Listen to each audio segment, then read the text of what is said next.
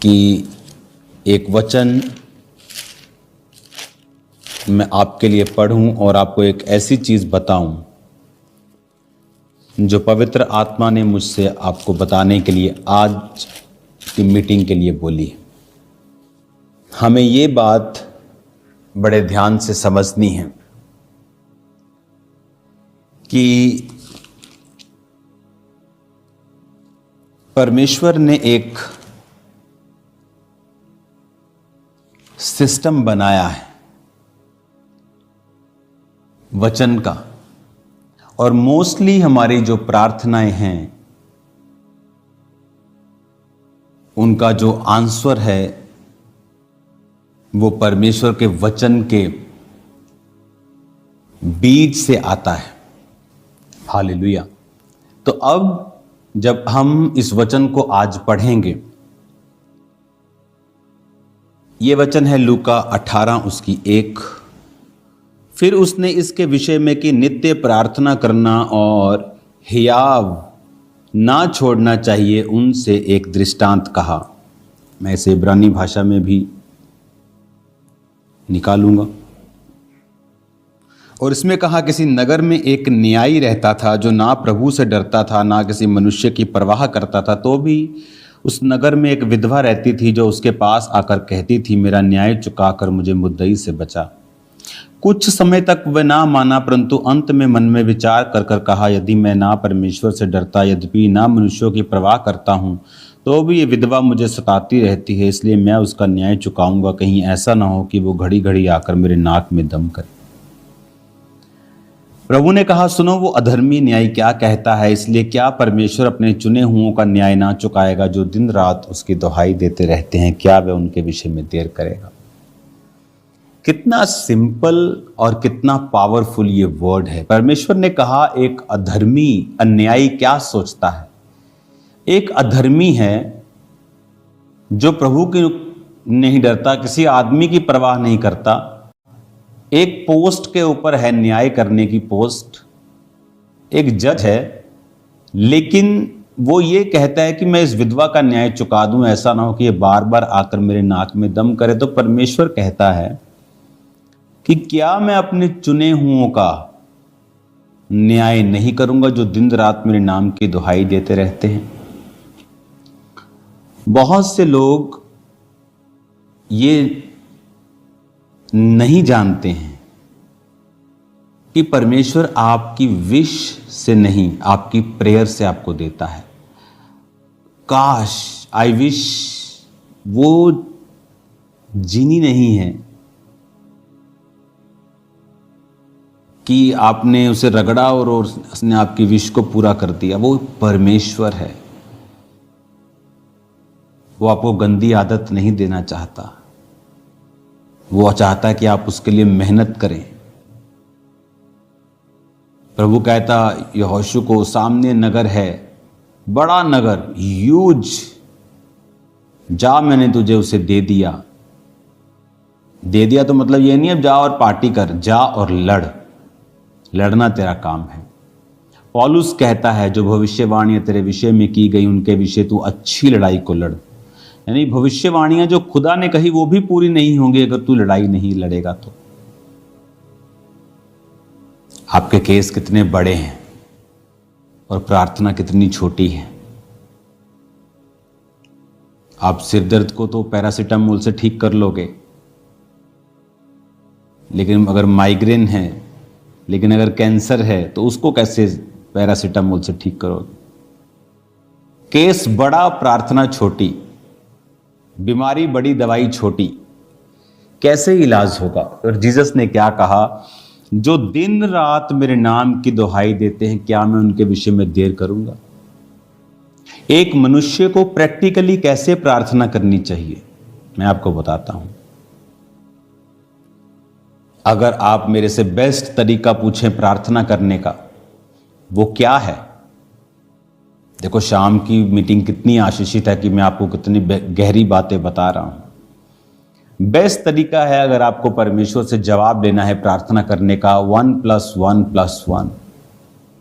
1 घंटा प्रार्थना सुबह, 1 घंटा प्रार्थना शाम, दोपहर 1 घंटा प्रार्थना, रात को, 1 घंटा सुबह, 1 घंटा दोपहर को या शाम को आप लगा लो, 2 से 3 बजे, 4 बजे, 5 बजे, और 1 घंटा रात को। 1 घंटा आप सुबह प्रार्थना करते हैं, प्रभु तू महान है, हालेलुया, धन्यवाद प्रभु यीशु। जब आपकी 40-45 मिनट की प्रार्थना हो जाती है, फिर आप वर्सेस निकालिए। अगर आपको हीलिंग की ज़रूरत है, यशाया 54 निकालिए, भजन संहिता 103 निकालिए, नीति वचन 3 निकालिए। जहाँ जहाँ परमेश्वर ने हीलिंग प्रॉमिसेस किए हैं बाइबल में, उन सब वर्सेस को निकालिए, उन्हें निकाल कर उन्हें पढ़िए प्रार्थना में ही। प्रभु तेरे वचन में ये लिखा है। अगर मैं आपको यशाया 40 पढ़िए, 28 से लेकर 31 तक, भजन संहिता 103 पढ़िए, जहां पर परमेश्वर ने लिखा है कि वो तेरे अधर्म को क्षमा करता है और तेरे रोगों को चंगा करता है। भजन संहिता 103:3, वही तो तेरे सब अधर्म को क्षमा करता और तेरे सब रोगों को चंगा करता है। इन वर्सेस को पढ़िए 10-15 मिनट, इन वर्सेस से प्रार्थना कीजिए। उसके बाद अगर आपके पास अनॉइंटिंग ऑयल है, अपने आप को उससे मसा कीजिए। लास्ट में थैंक्स कीजिए, प्रभु तेरे कोड़े खाने से मैं चंगा हो चुका हूं, तेरा थैंक्स करता हूं, आमीन कर दीजिए। दोपहर को फिर 40-45 मिनट प्रार्थना, फिर वर्सेस के साथ परमेश्वर के सामने अपनी वर्सेस से रखनी, इन अध्यायों से, इन वर्सेस को बोलकर प्रभु को बताना कि तेरे वचन में ये लिखा है। और दिन रात कहता मेरे नाम की जो दुहाई देते हैं। संडे थर्सडे दुहाई देने वाले बहुत हैं, चलो संडे जाके दुहाई दे देते हैं। उसके बाद सोमवार क्या, जो सुबह से बर्तन मांज के, जो काम घर का, जो आदमी अपने ऑफिस में जाता है, कोई प्रार्थना वाला जीवन नहीं। शाम को आधा घंटा एक बैठ गए, प्रेयर माउंटेन वाली चलो प्रेयर कर ली, ठीक है, लेकिन जिस प्रार्थना की मैं बात कर रहा हूं वो आपका न्याय चुकाएगी, आपको परमेश्वर से जवाब लेके देगी। 1+1+1, 1 घंटा सुबह, 1 घंटा दोपहर या शाम, सेम धन्यवाद प्रभु यीशु। 45 मिनट आप प्रभु से अपने दिल की बात। आप अपने जब पिताजी के पास जाते हैं, अपनी माता जी के पास जाते हैं, आप सोच के नहीं जाते कि मैं जब अपने बाप के पास जाऊंगा बोलूंगा, हे हमारे परम पूज्य पिताजी, मुझे कृपया 50 का नोट दीजिए। आप कभी ऐसा नहीं कहते। कुड़ियां देखे डैडी 50। आप मेरी बात समझ रहे हैं क्या? परमेश्वर भी आपका पिता है, आपके पिता से भी ज्यादा है। आप जब प्रार्थना में बैठते हैं उससे बात करें, अपने दिल की बात करें। हो सकता है उसमें कुछ इमोशनल चीजें हों, इसलिए मैंने कहा लास्ट 15 मिनट फिर वचन से प्रार्थना कीजिए, ताकि जो वचन से प्रार्थना होती है उसे परमेश्वर दरकिनार नहीं कर सकते, क्योंकि वो अपने वचन का इनकार नहीं कर सकता। जब आप 15 मिनट वचन पढ़ के प्रार्थना करेंगे, पिता तेरे वचन में लिखा है कि तूने कहा तू थके हुओं को बल और शक्तिहीन को बहुत सामर्थ्य देता है, मुझे सामर्थ्य, मुझे बल दे। तेरे वचन में लिखा है जो यहोवा की बाट जोहते हैं वो नया बल प्राप्त करते जाएंगे। देख तेरे वचन में लिखा है कि धर्मी का वंश बचाया जाएगा। क्यों? मेरे बेबी नहीं हैं जिनके पास बेबी नहीं होते। तेरे वचन में लिखा है कि तूने कहा है कि जो कोई यहोवा का भय मानेगा, उसके मार्गों पर चलेगा, तो परमेश्वर उसको उसी रास्तों पे चलाएगा जिससे वो प्रसन्न होता है। उसका वंश पृथ्वी का अधिकारी होगा। प्रभु मेरा वंश मुझे चाहिए पृथ्वी का अधिकारी होने के लिए, तेरे वचन में लिखा है। इस तरह से आप अपने केसेस के हिसाब से बाइबल वर्सेस से प्रार्थना करेंगे लास्ट 15 मिनट। उसके बाद आप अनॉइंटिंग ऑयल को अप्लाई करेंगे अपने पेट पर। अगर आपको बेबी चाहिए, अपने सिर पर, आपको अनॉइंटिंग चाहिए, सुरक्षा चाहिए, आप प्रार्थना करेंगे।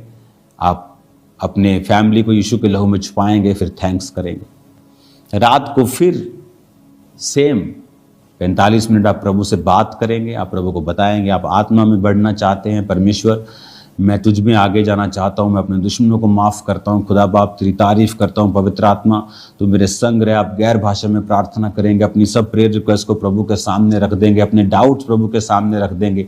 फिर 45 मिनट हो जाएंगे, फिर आप बाइबल निकाल लेंगे और 15 मिनट आप अपनी वर्सेस के साथ परमेश्वर के सामने अपने केस को रखेंगे। करके आप देख लीजिए, 6 महीने में अगर आपकी लाइफ चेंज नहीं होती तो मुझे एक लेटर लिखिए कि मेरी लाइफ चेंज नहीं हुई। मैं आपको बता रहा हूं, मुझे कोई लेटर आने वाला नहीं है। अगर आप पवित्रता में तौबा किए हुए विश्वासी हैं और इस प्रेयर पैटर्न को जो मैंने आपको बताया है आप फॉलो करते हैं, 1+1+1, I challenge you in Jesus name, आपकी लाइफ पूरी तरह से बदल जाएगी। हालेलुया। पूरी तरह से परमेश्वर का आत्मा आपको चेंज कर देगा। आपको ये बात बड़े ध्यान से समझनी है कि वो वचन में क्या कहता है। परमेश्वर कहता है उस अधर्मी न्यायी को, अधर्मी है, पापी है, अच्छी कुर्सी पर है, उसको देख। वो कहता मैं न्याय चुका दूंगा, मेरे नाक में दम ना कर दे। तो कहता तुम मेरे नाक में दम करो। कैसे? शब्दों से नहीं, अपने इमोशन से नहीं, वचन के साथ। वो वचन का इनकार नहीं कर सकते। वैसे मैंने कहा 45 मिनट पर करो प्रार्थना। उस 45 मिनट में प्रभु के सामने अपनी चीज़ों को रखो, डाउट्स को रखो, उसे शेयर करो, गैर भाषा के साथ भी प्रार्थना करो ताकि आत्मा के साथ भी आपकी प्रार्थना हो जाए। फिर 15-20 मिनट वचन के बीच से करो प्रार्थना। ये नहीं एक बार कर ली फिर 2 दिन बाद कर ली। नो, सुबह दोपहर शाम, सुबह दोपहर शाम। टीबी का डॉक्टर जब टीबी की दवाई देता है बोलता है एक दिन भी मिस की ना तो दोबारा से कोर्स शुरू होगा। मैं आपको यही कह रहा हूं, मिस नहीं करना, दिन और रात उसके नाम की दुहाई देते रहना। देखो फिर क्या होता है जब आप वचन के बीच से अपनी प्रेयर रखेंगे कि प्रभु तेरे वचन में लिखा है। अगर कोई बीमार है, मान लो वो नीति वचन 3 पढ़ रहा है, तो वचन में लिखा है। ये सब प्रेयर्स, कौन सी प्रेयर कहाँ लिखी है इसकी बुक में लिख रहा हूं, तो दैट विल हेल्प यू। उसकी बुक में लिख रहा हूं, वो बुक आपको 1 महीने के करीब मिल जाएगी। तो उस बुक में सभी प्रार्थनाएं कहाँ लिखी हैं वो मैंने मेंशन किया है और प्रेयर भी मेंशन की है कैसे करनी है। हालेलुया। तो इस प्रार्थना से क्या होता है, जैसे मैं नीति वचन 3 उसकी अगर 7 को पढ़ता हूं, अपनी दृष्टि में बुद्धिमान ना होना, यहोवा का भय मानना और बुराई से अलग रहना, ऐसा करने से तेरा शरीर भला चंगा और तेरी हड्डियां पुष्ट रहेंगी। प्रभु तेरे वचन में लिखा है कि तेरी हड्डियां पुष्ट रहेंगी, शरीर भला चंगा रहेगा। प्रभु मेरे शरीर को भला चंगा कर। इस तरह से आप प्रार्थना करते हैं। तेरे वचन में लिखा है प्रभु तेरी हड्डियां पुष्ट रहेंगी, प्रभु मेरी हड्डियों को पुष्ट कर, मेरे शरीर को पुष्ट कर, ये वाली बीमारी वो वाली बीमारी नाम लेके आप बोलेंगे मेरे जीवन से निकाल दे। जब आप वचन से प्रार्थना कर लेंगे, लास्ट में आप थैंक्स करेंगे, प्रभु आपने मेरी प्रार्थनाओं को सुना, मैं इन जीवितों की धरती पर हूँ, आपका शुक्रगुजारी करने के लिए, आपका थैंक्स करने के लिए मैं रोज आंखें खोलता हूँ। धन्यवाद प्रभु यीशु। सुबह दोपहर शाम, सुबह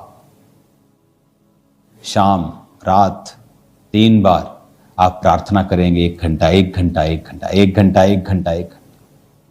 मैंने कहा मुझे फिर लेटर लिखिए 6 महीने बाद। अगर आपकी पोजीशन सेम है तो, अगर आपकी लाइफ चेंज नहीं हुई है तो इट्स इम्पॉसिबल। ये नहीं कि आप व्यभिचार में हो और आप 3 घंटे प्रार्थना करें और बोले कि प्रभु आपके साथ बात करेगा इस व्यभिचार को छोड़। आपके जीवन में बड़ा गुनाह कोई नहीं होना चाहिए। ये नहीं कि प्रार्थना जैसे छेद वाली थैली में सिक्के डाले और ऊपर से डाले और नीचे से निकली गए, वो मत करना। आपके जीवन में वो नहीं कि छोटी मोटी गलती हो गई थी आप सोचे कि प्रेयर का उत्तर नहीं आएगा, ऐसा नहीं है। लेकिन कोई बड़ा जानबूझकर किया हुआ गुनाह, चोरी, कोई व्यभिचार, किसी को गिराना, ऐसा आपकी लाइफ में नहीं होना चाहिए। 1+1+1 मैं वेट कर रहा हूं। ये वचन आपकी लाइफ को चेंज कर देगा। आप देखिए फिर अगर आपका बच्चा नहीं प्रभु में है, 45 मिनट के बाद वंशों की प्रार्थना में वर्सेस के साथ कीजिए। बुक तो आपको जल्दी मिल जाएगी, आप बुक से जान पाएंगे कि वंश की प्रार्थना कहाँ करनी है, डर से मुक्ति के लिए कहाँ करनी है, डिप्रेशन से मुक्ति के लिए बाइबल में कहाँ वचन लिखा है, शारीरिक हीलिंग के लिए, फाइनेंशियल हीलिंग के लिए, कर्जे से मुक्ति के लिए, दोस्त के लिए कैसे प्रार्थना करनी, भाइयों के लिए, सब लिखा है उस बुक में, मिल जाएगी आपको। लेकिन इन वर्सेस को खुद पढ़िए, ढूंढिए, आगे बढ़िए, प्रेयर कीजिए, वो आपका न्याय चुकाने के लिए तैयार है। God bless you all.